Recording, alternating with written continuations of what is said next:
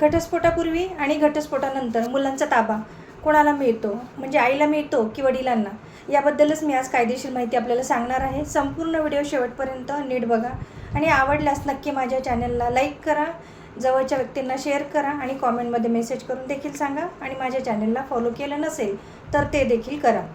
तर आपण बघू की घटस्फोटापूर्वी आणि घटस्फोटानंतर मुलांचा ताबा हा नक्की कोणाकडे जातो.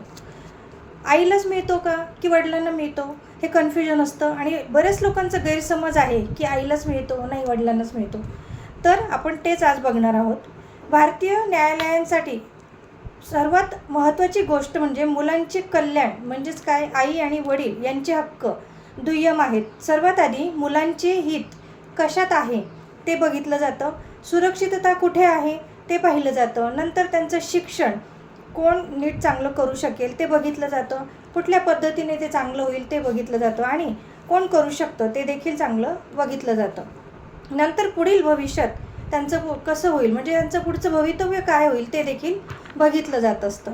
मुलांच्या ताब्यासंबंधी हिंदू मॅरेज ॲक्ट 1955 कलम 26, तसंच हिंदू मायनॉरिटी गार्डियनशिप ॲक्ट 1956 आणि कलम 6 व 13 नुसार आपल्याला ह्या सर्व गार्डियन अँड वॉर्ड्स ॲक्ट 1890 कलम 7 आणि 17 आणि 25 नुसार या कायद्यानुसार न्यायालय मुलांच्या ताब्याबाबत आदेश देऊ शकतं. म्हणजे हे सर्व कायदेशीर पूर्ण कायदे हे लागू आहेत त्याच्यासाठी.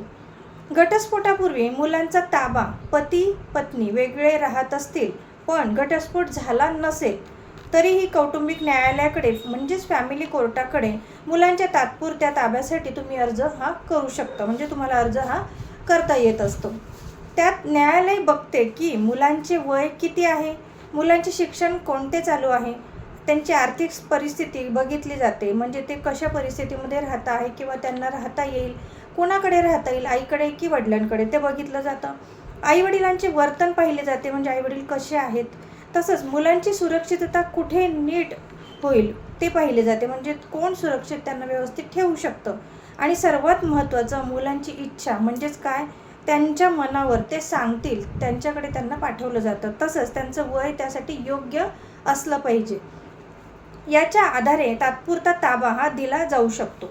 5 वर्षाखालील जर मुलांचा ताबा द्यायचा असेल तर सामान्यतः 5 वर्षाखालील मुलांचा ताबा हा अधिक तर करून आईकडेच हा दिला जात असतो. का तर तिच्या हिताचं मानलं जातं, मुलांच्या हितासाठी ते योग्य असतं असं त्याला, का तर त्याला समजत नसतं आणि ते खूप छोटं असतं त्यावेळेला. ती काळजी बाळाची आईच घेऊ शकते, म्हणून 5 वर्षाच्या खालील जे बाळ असेल ते शक्यतो आईकडे जात असतं. नंतर हा नियम त्यांनी जरी सांगितलेला असला की बाळाचे आणि आईचे संगोपन हे करत असले आई, तरी देखील मुलांसाठी ते अत्यंत आवश्यक. मात्र हा नियम अंतिम नाही, म्हणजेच जरी 5 वर्षाखालील बाळ असलं पण ते संगोपन ती करते आहे का नाही ते देखील बघितलं जातं आणि हा अंतिम निर्णय मानला जात नाही. मुलांची योग्य काळजी घेत नसल्यास न्यायालय वेगळा निर्णय देखील घेऊ शकते, म्हणजे आई जरी असली तरी ती नीट त्याचं संगोपन करू शकते की नाही हे सर्व गोष्टी बघितल्या जातात आणि मगच ते बाळ तिला दिलं जात असतं. 5 वर्षावरील मुलांचा ताबा, अनेकांना वाटतं की 5 वर्षाखालील मुलगा किंवा मुलगी आपोआप वडिलांकडेच जाते, पण हे पूर्णपणे चुकीचं आहे. न्यायालय मुलांचे हित लक्षात घेऊन निर्णय घेतं. आई आर्थिकदृष्ट्या सक्षम असेल आणि मुलाची चांगली काळजी घेत असेल तर ताबा आईला देखील हा मिळू शकतो, म्हणजेच काय, तर दोन्ही गोष्टी ह्या होऊ शकतात, नंतर देखील आणि आधी देखील.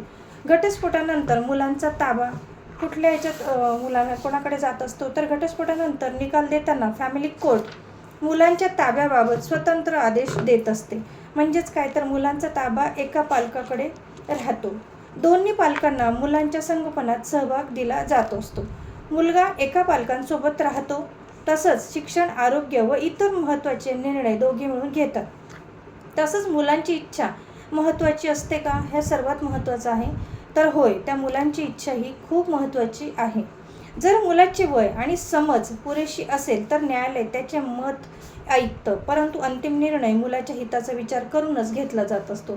त्याचं मत तर ऐकलंच जातं, पण ते मत कसं देतो आहे ते देखील व्यवस्थित विचार करून मगच कोर्ट निर्णय देत असतं. ताबा एका पालकाला मिळाला तर दुसऱ्याचे अधिकार संपतात का, हा देखील एक मोठा प्रश्न सर्वांनाच असतो की जर या आईला ताबा मिळाला तर वडिलांचा अधिकार संपतो का, वडिलांना दिला तर आईचा ताबा संपतो का. तर नाही, असं होत नाही. ताबा एका पालकाला मिळाला तरी दुसऱ्या पालकाला भेटण्याचा अधिकार हा दिला जात असतो.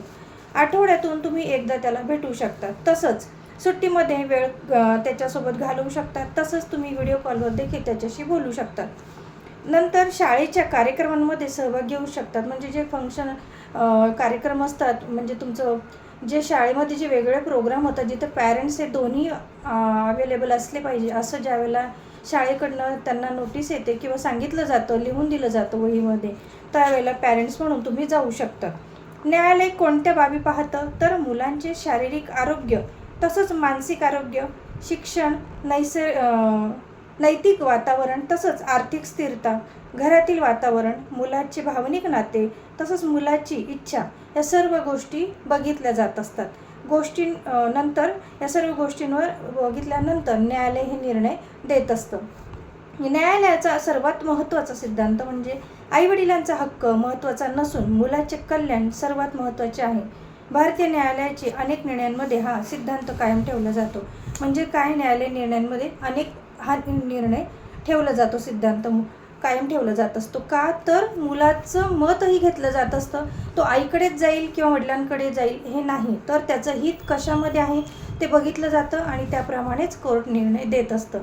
या पद्धतीने मी तुम्हाला घटस्फोटापूर्वी आणि घटस्फोटानंतर मुलांचा ताबा कोणाकडे जाईल हे थोडक्यात माहिती सांगितलेली आहे. आवडल्यास नक्की कॉमेंटमध्ये मेसेज करून सांगा. धन्यवाद.